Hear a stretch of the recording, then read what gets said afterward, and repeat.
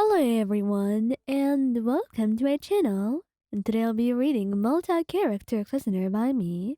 So let's get into it. Scaramouche. Scaramouche doesn't really mind when you want to talk to him about something. In fact, he wasn't much of a talker himself, so he's a good listener. And he takes advantage of that, listening to you whenever you need him, and trying to be there for you in any way that he can. But sometimes, he's truly had it with you, and not in a bad way. But sometimes you're complaining about something that doesn't matter so much, or you're worrying about something that's not really that important and you don't really have to worry about it at all. And he wants you to be able to be carefree without worry. There wasn't much he could do with his words, not when he wasn't so good with them in the first place. It felt exhausting trying to find out what the right words were, how to say them, and when to say them exactly. There wasn't always the best case scenario. There weren't always the magical words you could use and say to make everything better. But sometimes, as they said, actions would speak louder than words. And Scaramouche, for the most part, he had no trouble when it came to actions. He could try very well with that. They weren't as always, more difficult because he felt like with words he had to beat around the bush. But with actions, they were clear. They were easy, as bold as they may require him to be. But once they were done and over with, the message you wanted to say would be loud and clear for everyone to see. So it was not exactly something difficult. In fact, it was quite delightful. He found it easy and a little bit easier to bear when you could actually depend on them. So when you started pouting and talking about the thing that was bothering you today, he had no idea how to comfort you. So looking at you for a little bit, he then grabbed you by the cheeks, so gently, then kissed you. How about now then? Feeling any better? He whispers, and you find yourself blushing, giggling. I guess so. A lot better, Scaramouche. Could I have another one? You ask, and of course, he's not to deny your request. Venti? Venti wasn't as bold sometimes, but sometimes you really just didn't know what to say. And sometimes you just wanted that frown off your beautiful face. After all, he didn't want you to be sad. It was it was unbefitting for you. He wanted you to be happy, to be comfortable, not sad in any sense. So of course, that's why he tries to make it up to you.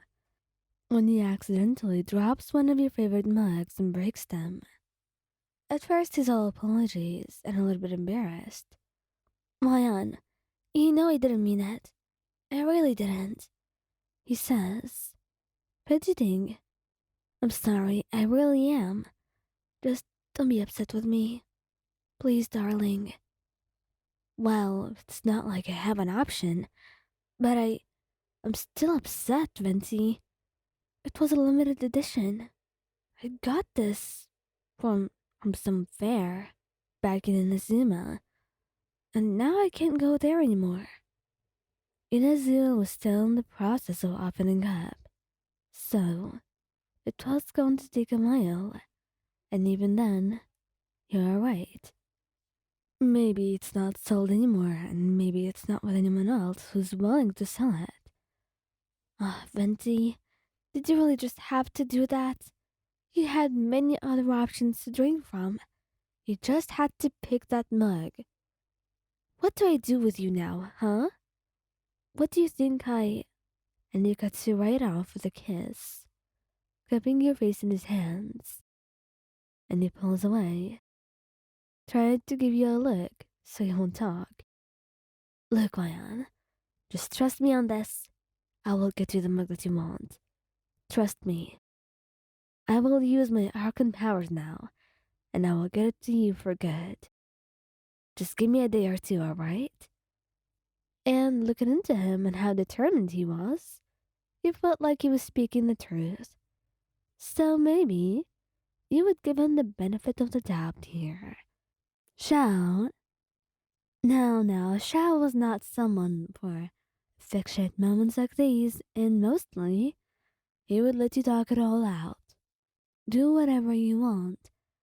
But if it's something that's upsetting you, and you're worried about upsetting him, and it's you being guilty and stuff like that, he just wants to make sure that you think nothing of it.